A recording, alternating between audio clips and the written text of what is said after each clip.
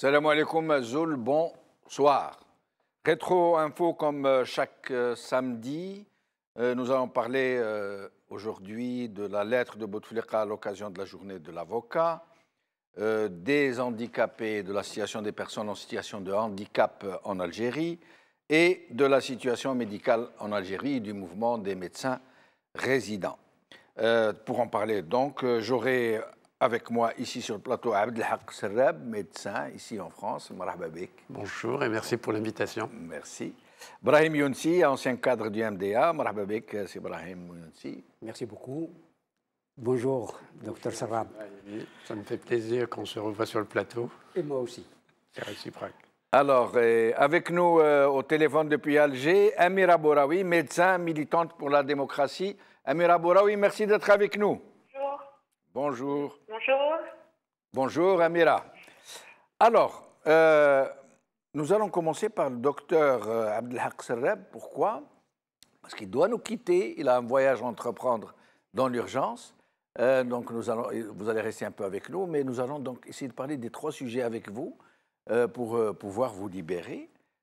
Nous allons d'abord lancer les titres d'aujourd'hui. Liberté. Il évoque de nouveau les risques et périls qui planent sur nos frontières. Bouteflika appelle à préserver la cohésion sociale par Djellali Ben Ayoub. Chouf chouf. Handicapé. Comment vivre avec 4000 dinars par mois. France Info. Algérie. La médecine publique dépassée par les charlatans et les exorcistes. Par Laurent Ribado-Dumas. Alors, Abdelhak Serrab, nous allons commencer par la lettre de Bouteflika aux avocats où il reconnaît implicitement que la situation est très grave. Il avait déjà fait une lettre en 2015 dans ce sens, où il avait demandé au gouvernement de dire la vérité aux Algériens, que les Algériens allaient se retrouver dans une situation très difficile, voire inextricable, et qu'il fallait, donc il a appelé à préserver la cohésion sociale, à éviter de tomber dans le piège de la protestation un peu débridée qui pourrait mener vers l'inconnu.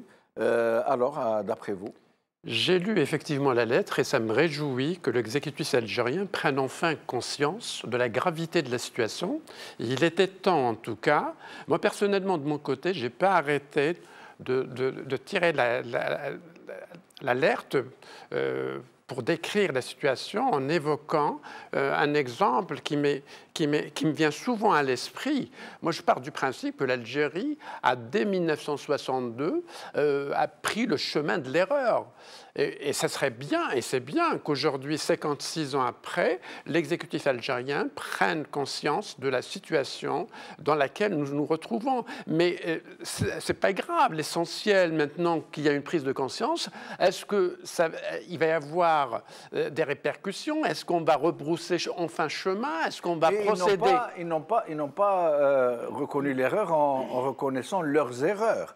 Ils reconnaissent leurs erreurs, ils se préparent au pire parce qu'ils n'ont plus les moyens, c'est tout. Hein. Voilà, ils n'ont pas reconnu s'être trompés, s'être fourvoyés. Non, ils sont en train de dire « Nous n'avons plus les moyens de continuer à entretenir la grande Zerda, donc il faut se préparer à serrer la ceinture. » Justement, c'est à la société civile maintenant de s'organiser. On a une élite politique et intellectuelle. Moi, je pense que si le régime admet qu'il y a une impasse, c'est déjà un premier pas vers la solution de la crise algérienne. Maintenant, côté société civile, côté classe politique et intellectuelle, il va falloir que les gens aussi admettent qu'il y a une crise et que les responsabilités sont partagées. Certes, le régime a une responsabilité historique beaucoup plus importante, mais pour cette crise, moi je pense que nous sommes tous quelque part responsables à des degrés variables. Le fait que l'exécutif reconnaît qu'il y a une impasse, moi, ça me réjouit. Mais a-t-il les moyens de faire autrement que de reconnaître? Ils n'ont plus le choix, c'est la butée. Le train est arrivé à sa butée. Il n'y a plus de moyens, il n'y a plus d'argent, ils ne vont plus pouvoir entretenir la grande Zerda, d'anesthésier les masses, de pratiquer de la grande corruption, ils n'ont plus le choix. Voilà. Donc c'est normal qu'ils reconnaissent. Ils admettent maintenant, c'est à l'élite politique et intellectuelle de s'organiser afin d'exercer des pressions pacifiques. Comment S'organiser pour exercer des pressions pacifiques pour qu'on aille enfin vers une reconnaissance de la crise. Parce que pour le régime, il n'y a pas de crise, il y a une impasse. Il le dit à demi-mot. Oui. Si vous prenez la Révolution française... Et quand il dit préserver la cohésion sociale, quand il demande aux Algériens de préserver la cohésion sociale, qu'est-ce qu'il craint en fait? Il craint l'implosion. Il est clair qu'avec la crise financière, la crise politique, la crise sociale, vous n'avez qu'à voir ce qui se passe actuellement au niveau des grèves. 5 mois de grève chez les médecins résidents, ce n'est plus une grève. Une grève, elle dure quelques jours. Le fait qu'une grève dure 5 mois, nous sommes dans 7 mois, je crois, il me semble, non? Ça a commencé le mois de novembre. D'accord. Novembre, décembre, 5 mois. On est au 5e mois, on est dans une impasse. Maintenant, pour revenir à l'impasse, moi j'ai en tête 2 exemples, l'un en France, l'autre au Portugal. La Révolution française a eu lieu en 1789. L'État français, un État de droit, n'a été bâti en France qu'en 1870, 81 ans après. Oui. Au Portugal, le roi a été renversé en 1901 et l'État portugais n'a connu le jour, un véritable État de droit, n'a connu le jour qu'en 1974. Après la Révolution des œillets. Voilà. Si les Portugais, nos voisins, ont perdu 73 ans, si la France a perdu 81 ans, que l'Algérie prenne conscience aujourd'hui, 56 ans après, qu'on est dans une impasse, moi ça m'arrange quelque part. Est-ce qu'on est capable, après cette reconnaissance de l'impasse, qu'on aille vers un changement? On aurait perdu 56 ans. Mais est-ce qu'on peut y aller? Est-ce que les ingrédients sont en place pour qu'il y ait un véritable éveil des consciences, des élites notamment, pour qu'elles puissent aller vers ce changement? Le peuple qui a fait la Révolution de novembre est un peuple capable. Moi, je suis très optimiste et je pense et je crois sincèrement, avec conviction, qu'on a les cadres qu'il faut. Je pense que même au niveau du régime en place, il y a une certaine prise de conscience. Maintenant, reste cette méfiance qui est là depuis des années. Il va falloir qu'on aille les uns vers les autres. Moi, j'ai toujours appelé à un sommet ou un congrès national où on se mettra tous autour d'une table et qu'on abordera tous, c'est-à-dire le pouvoir en place, oui, les tendances politiques dans toute leur globalité, y compris les islamistes et l'armée. D'accord.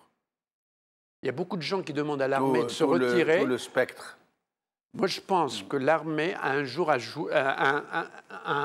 quand même un rôle à jouer.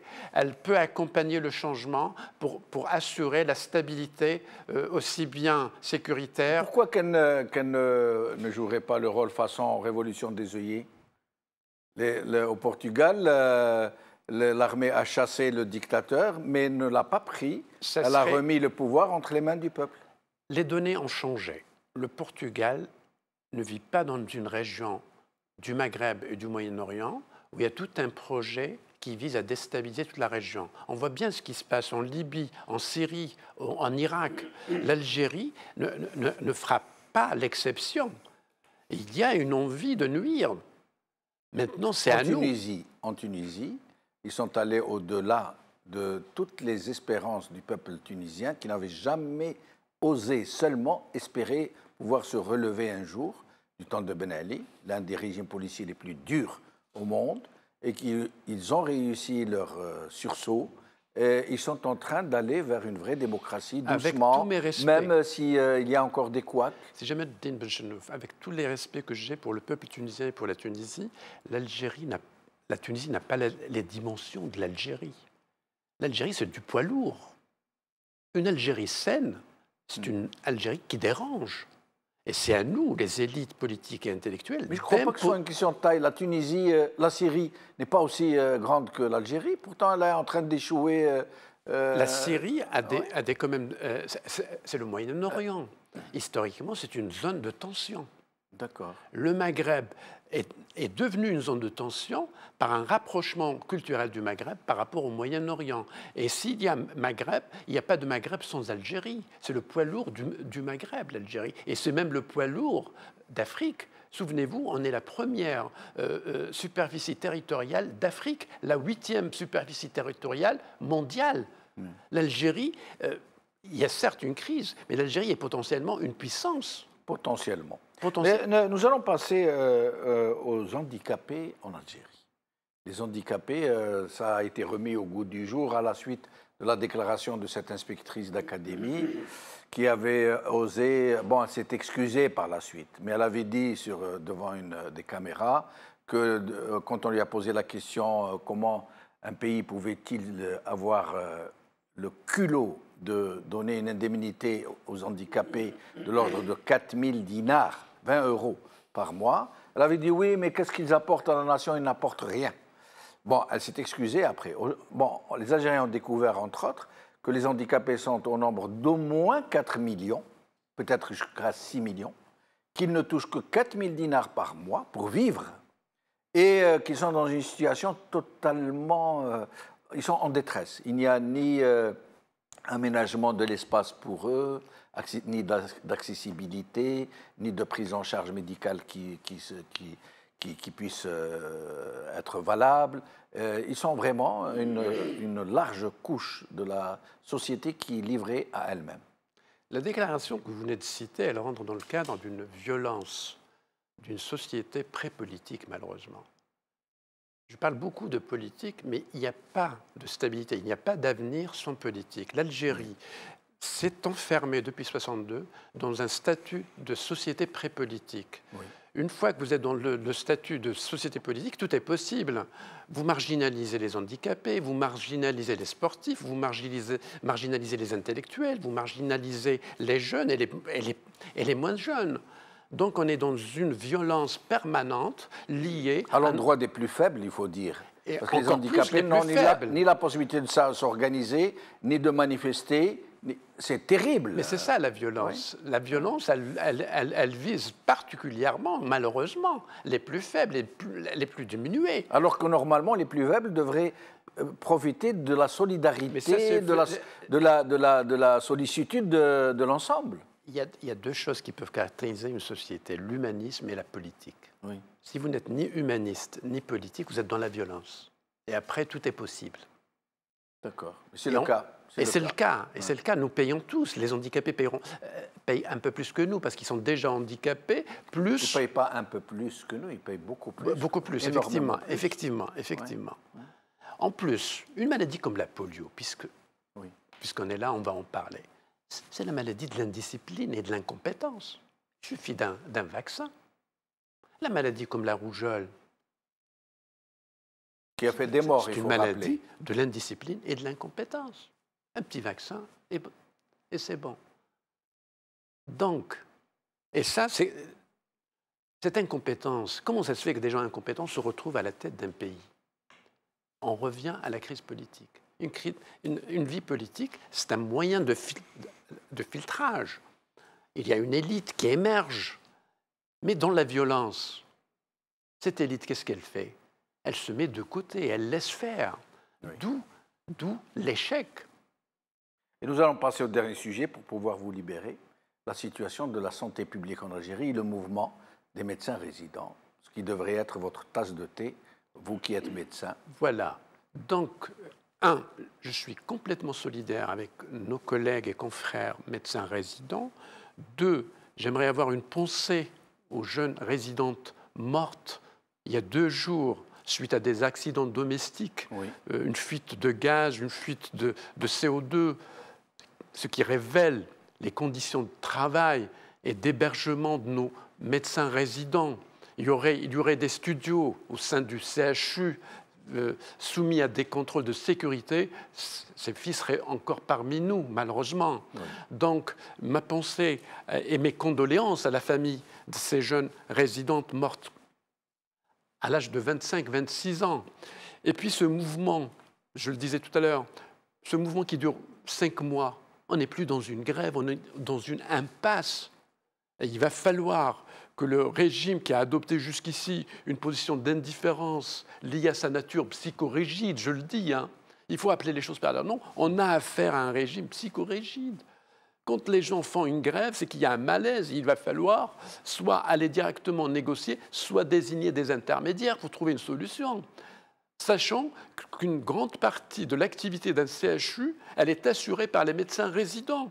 Donc je me mets un peu à la place des malades qui arrivent aussi bien aux urgences, dans les différents services, et qui trouvent, malgré le service minimum, qui trouvent une activité amputée. Si les délais d'attente aux urgences d'habitude sont de 5 heures, là on va se retrouver avec des délais de 10 heures. Imaginez une maman qui arrive avec son fils en pédiatrie avec une fièvre à 39 et qui attend 10 heures avant d'être vue par un médecin. Et donc, il va falloir que les pouvoirs publics entament sérieusement des négociations avec ces jeunes résidents, d'autant plus que leurs revendications sont légitimes. Que réclament ces jeunes résidents? Ils réclament qu'on leur laisse le choix entre le service civil et le service militaire. Pourquoi pas? Parce qu'on ne peut pas demander à quelqu'un... Il réclame de mettre fin au service civil et que pour ce qui est du service militaire, il réclame, comme l'a dit hier un médecin résident, qu'il y ait une exemplarité en termes de traitement pour tout le monde. Bien sûr. Ça veut dire qu'on n'exempte pas toutes les autres catégories de diplômés d'études supérieures. Ils ne passent plus leur service militaire quasiment, sauf les médecins résidents, qui sont astreints à une double peine. Voilà. Ils font et le service militaire et le service civil. Voilà. Ça veut dire qu'en fait, ils demandent à ne pas faire le service militaire de façon systématique, même si le service civil est supprimé. Et puis, c'est quoi cette gestion autoritaire de tous les dossiers de la nation? Oui. Si j'ai un endroit X, une wilaya, au nord, au sud, au centre, qui manque de médecins, je laisse le préfet, les élus locaux, les APC, les APUI prendre des initiatives, je leur donne les moyens pour qu'ils recrutent des médecins en proposant des motivations salariales, des avantages sociaux, un véhicule de fonction, un logement de fonction, une augmentation circonstancielle, le temps de trouver encore des solutions meilleures, une augmentation de salaire de 30-40%. L'émulation. Voilà. Ça peut se faire, mais ça, c'est une question de flexibilité. Or, on a affaire à un régime qui veut passer constamment de façon autoritaire pour prouver qu'il existe. Mais on existe, on peut exister, les régimes à travers le monde existent, mais par une bonne gouvernance, et non pas en brusquant les résidents dans les rues, en les tabassant, et certains résidents ont été hospitalisés en réanimation. Oui, oui, en effet. Merci Abdelhak Sarrab, je vous libère, je vous laisse courir après votre train. Merci à vous. Merci beaucoup. De m'avoir invité. Merci beaucoup. Alors, Amira Bouraoui, vous êtes avec nous. Oui, je suis avec vous. Alors, nous allons donc commencer par la lettre de Bouteflika. Abdelhak Sarrab nous quitte, il a un train à prendre. Vous êtes avec Brahim Younsi. La lettre de Bouteflika à l'occasion de la journée de l'avocat, où il reconnaît implicitement donc la situation est dangereuse, et il appelle à la cohésion de tout le monde pour éviter des dérives. Et il rappelle par cette lettre celle de 2015, où il avait demandé au gouvernement de dire la vérité aux Algériens. Ça veut dire que la situation est gravissime et qu'elle nécessite réellement une prise en charge qui soit adéquate à la situation. Amira Bouraoui. Oui, je vais me répéter pour une énième fois. Oui, la situation est gravissime, aussi grave que l'état du président de la République. C'est-à-dire que c'est quelqu'un qui n'a pas la capacité de se remettre en cause. L'état de l'Algérie aujourd'hui est malade parce que l'Algérie est sans président. Depuis que monsieur a été diminué, qu'il a violé une constitution pour pouvoir rester un 3e et 4e mandat, alors qu'il était déjà malade au cours du 2e mandat. Par la suite, monsieur a eu un AVC probablement droit puisque son hémiplégie est à gauche, donc une atteinte des fonctions cognitives et donc un problème de prise de décision. Monsieur Bouteflika n'a plus la capacité d'initiative, il acquiesce à tout ce qu'on lui dit. Et on nous met un semblant de président qu'on nous montre une fois tous les 3 mois pour un conseil de ministres pour dire voilà, il est là, il existe. Il n'arrive plus à s'adresser au peuple algérien alors que les crises se succèdent, alors que les médecins sont dans la rue, les enseignants sont dans la rue, le CNAPES va encore relancer les grèves. Et son aveu aujourd'hui, l'aveu d'échec, les responsables de la crise ne peuvent pas être la solution de la crise. Il faut quand même rester logique. Ces gens-là sont complètement autistes. Moi, je ne me réjouis pas qu'ils reconnaissent aujourd'hui qu'on est dans le mur. Parce que reconnaître ceci, c'est... Oui. Oui, mais Brahim Younsi, Amira Bouraoui, restez avec nous. On va essayer de discuter un peu à bâton rompu, Amira. Brahim Younsi, Amira Bouraoui est en train de nous dire que oui, la situation est grave, il n'avait pas besoin de nous le dire, et que le front est en ébullition, et que ça bouge de partout, et que de toutes les façons, même si ce gouvernement va vers la satisfaction des revendications, il ne fera qu'ouvrir davantage les portes, puisqu'il va encourager d'autres catégories socio-professionnelles qui attendent d'entrer dans la danse, si je peux dire. Et donc que ça ne peut aller qu'en s'empirant, et que de l'autre côté, le régime n'a plus les moyens de ses méthodes. Ça veut dire qu'il ne pourra plus anesthésier les gens, qu'il ne pourra plus acheter les masses. Qu'est-ce qui va se passer? Les moyens justifient une fin. C'est Machiavel. Oui, la fin justifie les moyens. Oui, ouais. Oui. Donc les moyens justifient la fin. Oui. Mais pour quelle fin? Pourquoi faire? Oui. Avoir des moyens. Oui. Nous avons eu des moyens pour construire ou reconstruire. Mais à l'époque, ils s'en servaient pour plutôt droguer les gens, pour acheter la paix sociale. Le problème est là. Oui. Le problème est là. Le problème, c'est la construction, le développement. Quel développement? Bon, ça dérape de partout. Mais la question fondamentale n'est pas seulement celle des moyens. C'est celle du système. Celle du changement de système. Celle où la classe politique, s'il y en a une, sur le plan théorique, je parle sur le plan théorique, où la classe politique, il existe une classe politique déjà, où il y a une circulation, tout à l'heure, Dr Sarrab parlait de l'élite, où il y a une circulation des élites, et notamment des élites politiques, oui. Où il y a des projets adoubés par la population. Tout cela, nous ne le voyons pas. Si le président de la République, ce soit en 2015 ou aujourd'hui, quelles mesures prend-il? Quelles mesures préconise-t-il? C'est ça aussi le problème. Quelles sont les mesures? Nous avons vu, vous avez parlé tout à l'heure, vous avez dit tout à l'heure à propos précisément des moyens financiers.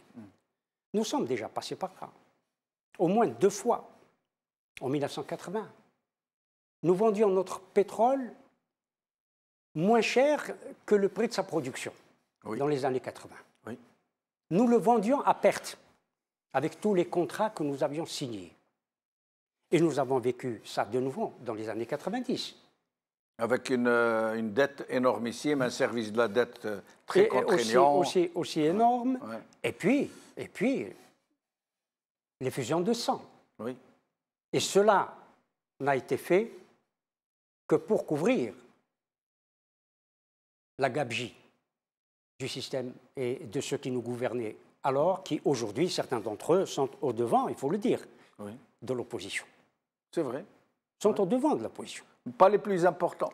C'est parmi les plus importants pour certains d'entre eux. Oui. Parmi les plus importants. Mais Amira Bouraoui, quand il parle de cohésion, il appelle les Algériens à préserver la cohésion, est-ce que jusque-là, il y a eu réellement cohésion ou est-ce qu'il y a eu anesthésie? Est-ce que les Algériens étaient d'accord pour aller de l'avant ou est-ce qu'ils avaient été juste anesthésiés? On en revient à chaque fois au chantage sécuritaire. Parce qu'il a quand même bâti ses mandats successifs sur la base de l'homme qui a apporté la paix. Et par la suite, lorsque ça a chauffé dans les pays voisins, comme la Libye ou la Syrie, etc., il était question qu'on garde la stabilité. Donc, ça a été le chantage encore sécuritaire. Et même par rapport à l'Occident, c'est-à-dire ce qu'il avait à vendre, c'était la sécurité. Je vous assure qu'il n'y aura pas de millions d'Algériens qui vont déferler en Europe tant que je suis en poste. Donc, il reste sur cette ligne-là, sécuritaire, la cohésion, etc. Mais bon, le peuple algérien, il n'a pas envie que ça explose. Il a été plus que patient. Il a attendu le changement de manière pacifique. Toutes les manifestations qui ont eu lieu, la seule violence qu'on a pu voir, elle venait du régime. C'était à chaque fois des manifestants qu'on tabassait, qu'on enfermait dans des commissariats, etc. Donc aujourd'hui, il demande encore la paix, mais il n'a plus les moyens pour pouvoir l'acheter. Parce que jusqu'ici, effectivement, il faut qu'on reconnaisse aussi qu'il y a eu une part d'anesthésie. Mais justement, je vais enchaîner sur cette occasion que vous me donnez de manifestations, Brahim Younsi. On en observe ces derniers temps, non seulement des grèves, mais qui tournent généralement à la manifestation, comme celle des médecins résidents qui ont bravé l'interdiction de marcher sur Alger, qui ont marché à Alger, qui ont marché à Oran, qui ont marché à Constantine, et ce qui laisse craindre au régime, justement, une sorte d'embrasement, comment dirais-je, de contagion plutôt. Il a peur, le régime, que les gens ne se mettent à marcher dans la rue, et par les temps qui courent, il semble que cette crainte soit à l'avant de toutes ses préoccupations. Bien sûr qu'il craint le mouvement social. D'abord le mouvement social. Oui. Mais il faut dire une chose, je veux le dire ici, oui. que ce que nous vivons aujourd'hui, c'est la conséquence de 91. C'est des réactions en chaîne. C'est 91, c'est les conséquences. Nous sommes en train de payer ceux qui aujourd'hui se mettent aussi à protester contre le système, n'oublient que 91 y est pour quelque chose. C'est ça que nous sommes en train de payer. Beaucoup remontent jusqu'à 62, oui. Coup d'État de 62, mais celui de 91, on le zappe, on le gomme. Et nous sommes en train de payer le coup d'État de 91. Pour répondre directement à votre question, il y a deux, j'allais dire, solutions. La première serait la meilleure. Il serait que, puisque le président de la République, bon, je crois qu'il a pris conscience des choses il y a déjà longtemps, s'il a encore toute sa capacité, on revient toujours à cette question-là, toute sa capacité à analyser la situation. Un, c'est le changement de système. Et le changement de système ne peut venir que de ceux qui tiennent la décision. Et il est parmi ceux qui tiennent la décision. Ou, c'est autre chose, c'est la révolution. Une révolution, si ces révolutions avaient une couleur, comme cela s'est passé ailleurs, les révolutions à Orange et autres, oui. Ou si cette révolution était une révolution de fleurs, comme cela s'est passé chez nos voisins, celle du jasmin. Peut-être au Portugal. Des œillets, des œillets. Absolument. Des œillets fichés sur le canon d'un fusil. Tout à fait, tout à fait, ouais. Tout à fait. Voilà le problème. C'est que si nous aboutissions vers des révolutions de couleurs ou vers des révolutions de fleurs, cela se passerait relativement bien aussi. Oui. Mais est-ce que si révolution il y avait, ça se passerait de cette manière-là, ce que, hélas, je ne crois pas. Parce Vous pensez que si tant est qu'il y ait un sursaut, qu'il pourrait dégénérer en violence, parce que comment dirais-je, il n'y a pas de force sur le terrain qui pourrait rallier les énergies, qui pourrait rassembler les contestations? On a vu le mouvement révolutionnaire chez nos voisins. Tout cela a été, à un moment ou à un autre, canalisé. Et d'autre part, oui. L'armée tunisienne a joué un rôle, faut dire, admirable. Oui. Est-ce que l'armée algérienne va jouer le même rôle, c'est-à-dire pacifier au lieu de tirer sur la foule, oui. Comme cela a été fait? Excellente question. Amir Abouraoui, vous pensez que ce mouvement des médecins résidents pourrait avoir valeur d'exemple et servir à rassembler, si je peux dire, la contestation potentielle, hein, qui n'en gronde pas moins? Vous pensez que les Algériens pourraient s'organiser malgré tout ce qu'a fait le régime pour vider la scène politique de toute force capable de le représenter face à lui? Je pense qu'ils sont un exemple aujourd'hui, car l'opinion algérienne soutient ces médecins. Malgré la difficulté au niveau des hôpitaux, là en ce moment c'est très très difficile pour le citoyen algérien de se soigner dans les hôpitaux publics. Parce que, comme le disait le médecin tout à l'heure, les hôpitaux publics aujourd'hui, les CHU, c'est 90%, c'est le travail des résidents. C'est eux qui sont la fourmi ouvrière, ils sont partout, ils sont au niveau des urgences, ils sont au niveau de la mine, comme on dit. C'est eux qui font face aux citoyens. Et aujourd'hui, le citoyen malade, quand il se présente effectivement au niveau des urgences ou que ce soit pour une programmation d'une intervention, il se retrouve, le rendez-vous se retrouve poussé au calendrier grec parce qu'il n'y a plus de résidents. Donc, et malgré ça, l'opinion, les Algériens aujourd'hui, quand vous sortez dans la rue, ils disent oui, alors que c'est lui qui paye les pots cassés. Ils savent qu'aujourd'hui, c'est la responsabilité de l'exécutif, c'est la responsabilité du ministère de la Santé et donc la responsabilité de la présidence et de sa vacuité. Il n'y a personne au sommet. Il n'y a personne au sommet. C'est pour ça que tous les secteurs souffrent, que ce soit le secteur de la santé, de l'enseignement, etc. Aujourd'hui, les médecins résidents nous montrent qu'on peut manifester de manière pacifique, de se faire entendre, comme le font aussi les enseignants, c'est-à-dire qu'aujourd'hui, c'est des cris d'alarme, mais qui se font de manière pacifique. Mais jusqu'à quand? Oui, mais Amira Boraoui, Amira, une question importante avant d'arriver au secteur de la santé proprement dit. Comment expliquez-vous que des mouvements comme celui des médecins résidents ou celui des enseignants, ils insistent beaucoup pour dire à tout le monde que ce ne sont pas là des revendications politiques, qu'ils ne veulent pas faire de politique, et ce sont des élites de ce pays. Ils vous disent, nous ne voulons pas faire de politique, ce sont des revendications socio-professionnelles. Nous ne voulons pas être approchés par les partis, nous ne voulons pas être soutenus par les partis, nous ne voulons pas que des personnalités politiques viennent manifester à nos côtés parce que nous ne voulons pas faire de politique. Et ce sont les élites, l'intelligentsia de ce pays qui le dit à un moment où le pays est en train de sombrer. Ça, c'est la culture politique en Algérie. Ça, on l'avait déjà abordé, je pense, sur le plateau chez vous, que par rapport à l'histoire douloureuse algérienne, c'est vrai que le citoyen aujourd'hui, le leitmotiv, c'est le politique, parce que pour lui, politique rime avec violence et rime avec sang. Donc, effectivement, il y a une déclaration du porte-parole du Camara qui avait dit nos revendications ne sont pas politiques, et on avait répondu que quand on veut réformer le système de la santé, qui est l'un des systèmes d'un système global qui est malade, c'est hautement politique. Bon, ils n'ont pas dit on ne veut pas de présence de personnalités politiques à nos côtés, parce que ils l'ont dit. Ils l'ont dit. Ils ont dit, nous ne voulons pas que des partis politiques. J'ai remercier ceux qui les avaient soutenus.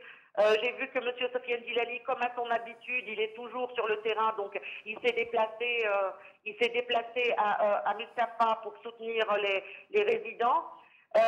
Mais c'est vrai que cette culture-là est en train de prendre aussi. Vous savez, nous aussi, on est des médecins, on fait partie d'aucun parti politique, et pourtant on porte un discours politique, parce qu'il se trouve que la santé est son problème. Ça a été abordé depuis longtemps. En 2011, les résidents étaient en grève. En 2014, quand on a fait les plateaux télé, et alors qu'on était dans un mouvement dit politique, mouvement citoyen de Baraket, on a aussi dénoncé les failles au niveau du système de la santé qui était malade, parce qu'il y avait beaucoup de médecins avec nous à l'époque. Monsieur Mazit, qui souvent défend les résidents aussi, est un médecin politique. On s'est connus dans un commissariat. Et puis donc on peut pas y échapper, on peut pas. Si on fait pas de politique, la politique va nous faire de toute façon. Et je reviens à vous pour parler du secteur de la santé, Brahim Younsi, sur cette question de mouvements de grève, mouvements sociaux qui refusent d'être assimilés à de la contestation politique. je ne peux les comparer qu'à M. Jourdain. Qui font de la politique sans le savoir. Qui fait de la prose sans le savoir. Bon, je crois qu'ils font de la politique. Tous les faits sociaux sont des faits politiques. Absolument. Et la politique, on parle de la politique de la santé, donc c'est de la politique. Les médecins, bien sûr, ils veulent se préserver, parce qu'il faut le dire, même si certains d'entre eux, j'en connais, certains d'entre eux sont engagés dans des partis politiques. Oui. Ils ne peuvent pas être à la marge de l'action politique. Surtout eux, surtout les élites de ce pays. C'est Oui, l'intelligentsia bon. qui nous a tant fait défaut, qui a fait tant de défaut à l'expression politique. Et qui aujourd'hui dit « je ne veux pas m'exprimer politiquement ». Je vais reprendre une expression de mai 68 parce que les Français vont fêter le 50e anniversaire très bientôt. Oui. On appelait à ne pas désespérer Billancourt. Mais aujourd'hui, il ne faut pas désespérer l'hôpital parce que la révolution peut venir de Mustapha ou des hôpitaux d'Oran ou de Constantine.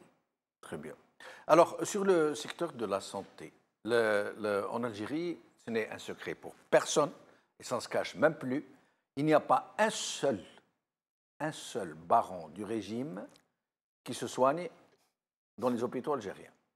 Il ne se soigne même plus dans l'hôpital militaire. Parce que les meilleurs hôpitaux algériens se trouvent à Paris ou ailleurs. Oui. Et aux frais de la Sécu. Bien sûr, mais c'est pour ça qu'ils sont les meilleurs hôpitaux algériens. Mais quelle est cette impudeur de ces gens qui laissent mourir des millions de gens maintenant depuis des années? Je dis bien des millions de gens qui sont morts, même à tous, parce qu'il a manqué de soins, parce qu'il n'a pas été soigné comme il le fallait, parce qu'il a été négligé, parce qu'il n'a pas trouvé de médicaments, parce qu'il n'y avait pas de fil à coudre, parce qu'il y a eu une panne d'électricité en pleine opération, et j'en passe, et j'en passe. Et donc ces gens-là... Depuis l'indépendance, à ma connaissance, 2 hôpitaux ont été construits. 2, à ma connaissance. Seulement 2? À ma connaissance. Il y a eu des unités de santé, mais 2 hôpitaux, 2 grands hôpitaux.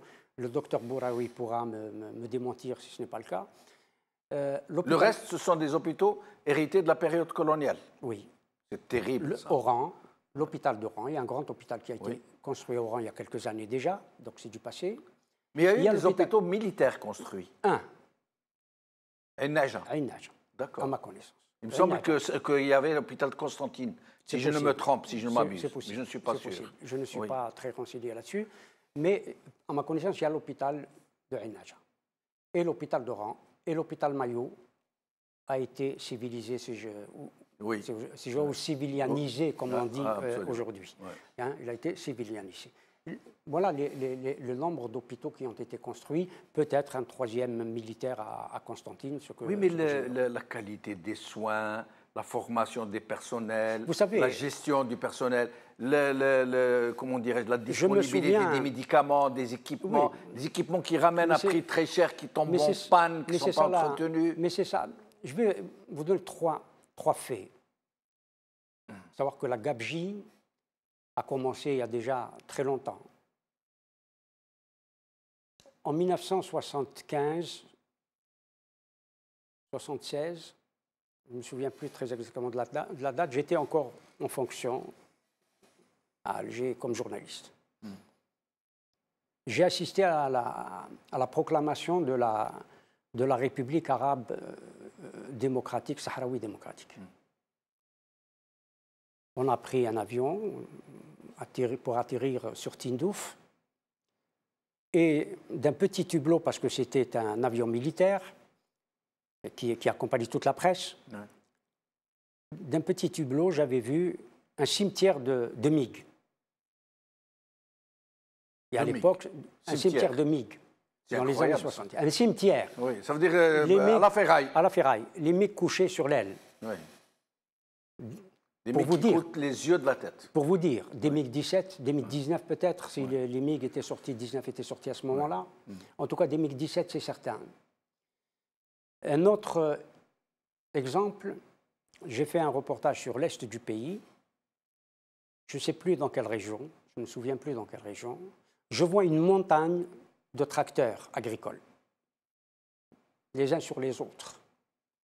Mais troisième chose qui, aujourd'hui, qui touche un hôpital, j'avais couvert une intervention chirurgicale. Et c'était une équipe algéro-chinoise à l'hôpital de Douira qui greffait une main déjà, qui procédait à une greffe de main. Cela veut dire qu'ils avaient tous les moyens à ce moment-là pour pouvoir procéder à ce type d'acte médical, d'acte chirurgical. Vous voyez la régression qui est la nôtre aujourd'hui. C'est dire, qui est la nôtre. À un moment où les scanners sont dans des hangars pour une pièce qui leur manque. Amir Abouraoui, sur cette question de déshérence du secteur de la santé publique, de cette propension des barons du régime d'aller se soigner ailleurs au moment où les gens meurent faute de soins appropriés? J'ai envie de dire, comme l'argent ne fait pas forcément le bonheur, l'argent ne fait pas la santé non plus.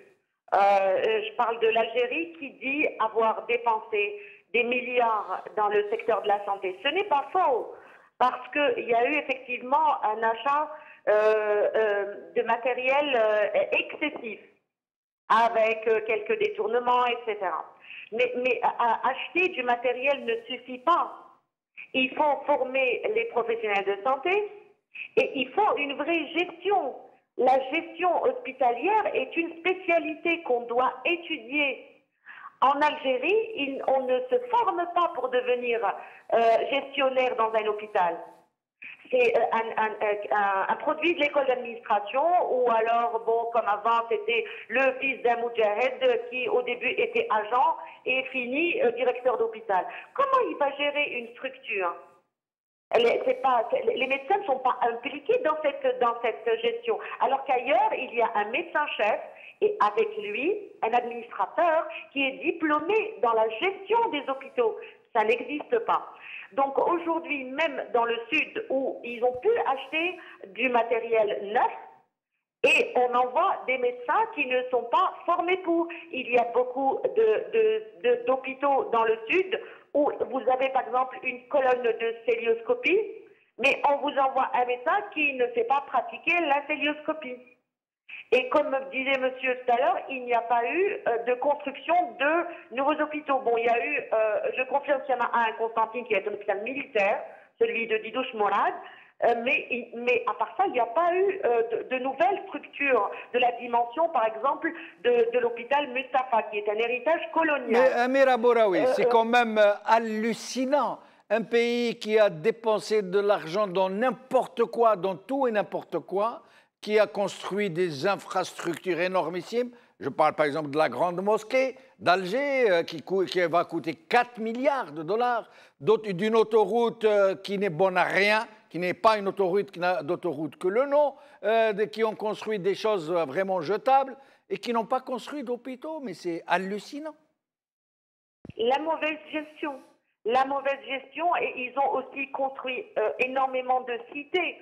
Moi, je vous parle, par exemple, dans l'hôpital où j'étais, l'hôpital Baïnem, il y a énormément de cités qui ont poussé et on sait que quand il y a des cités qui poussent comme ça, des appartements par milliers, il va y avoir un bond de naissance qui se retrouvent après dans des petites structures et c'est pour ça que on avait des patientes qui partageaient à 2 le même lit, parfois à 3, des patientes qui se retrouvent allongées par terre parce qu'il n'y a pas eu de nouvelles structures. Il y a un déficit de maternité, on n'a pas la culture des maternités. Vous savez, dans les CHU, on n'est pas censé recevoir, par exemple, une femme qui ne pose pas de problème et qui vient accoucher dans un CHU. Elle vient encombrer le médecin spécialiste qui est censé gérer des cas graves et il se retrouve avec des grossesses normales qui sont censées être envoyées en maternité.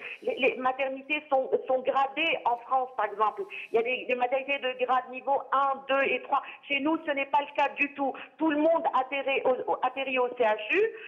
Et puis, on n'arrive plus, on est dépassé. On est complètement dépassé. Il n'y a pas de place. Et là, souvent, le patient, il est là, il s'emporte contre le médecin. Alors que lui, c'est pas à lui de gérer tout ça. Il ne peut pas construire une structure.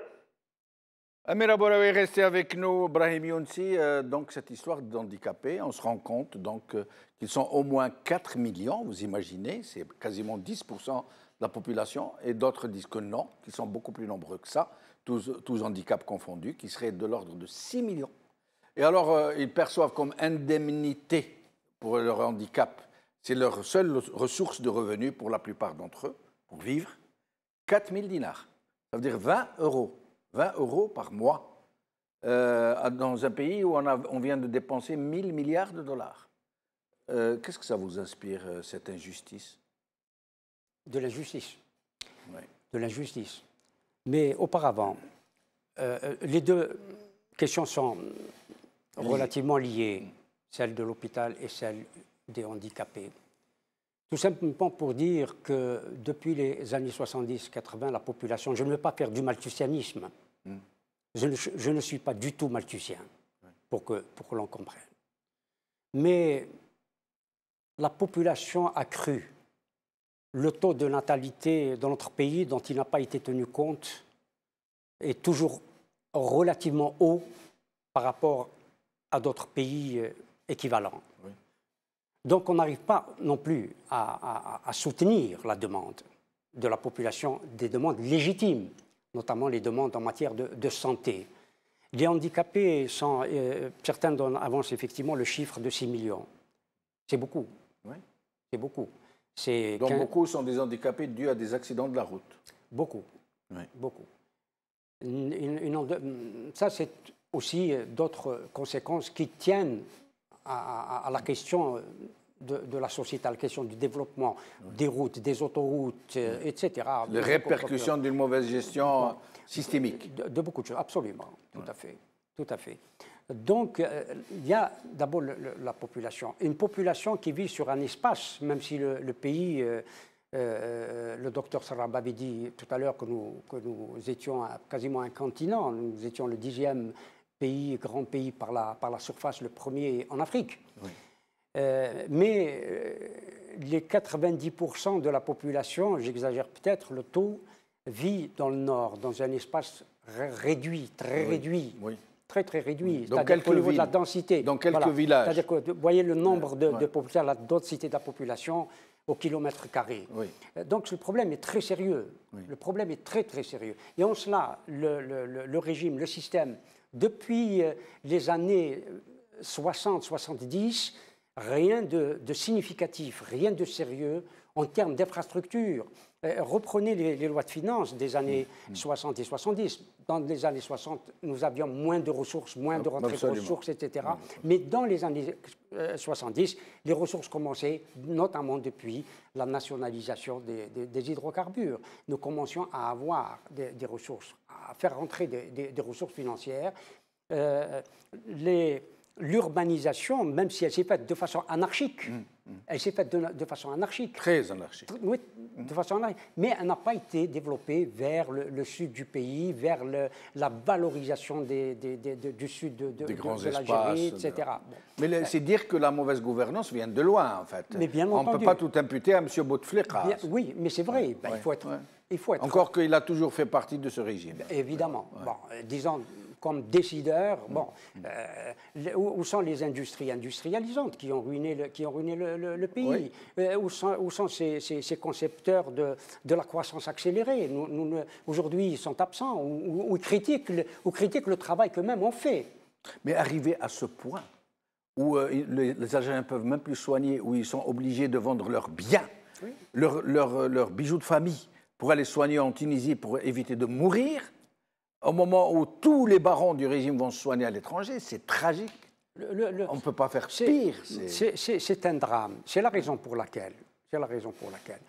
Je ne sais pas, comme dit le chanteur, parce qu'on a avancé, mais est-ce qu'on a assez d'essence pour faire le retour, le chemin en sens inverse? Est-ce que nous avons aujourd'hui la capacité de se dire il y a des erreurs, et plus que des erreurs, des fautes qui ont été commises au détriment de la population et qu'il faut absolument revoir la copie. Revoir la copie. Plus de temps. Amira Bouraoui, au sujet de cette tragédie des handicapés dans notre pays qui s'élèverait de 4 à 6 millions d'individus. C'est quand même étrange que dans un pays présidé par un invalide, qu'on retrouve les invalides et les handicapés souffrir autant. Normalement, l'entourage du moins se rendrait compte que c'est très très difficile d'être diminué et de penser à cette tranche-là. Mais il se trouve qu'en Algérie, même le valide souffre. Donc on ne peut même pas imaginer la situation de ceux qui sont diminués, qui ont essayé il y a quelques années de manifester eux aussi, malgré leurs handicaps, et d'appeler à chaque loi de finances à ce que leur prime soit revue. 4 000 dinars, c'est rien du tout. 4 000 dinars, c'est même pas de quoi tenir 3 jours.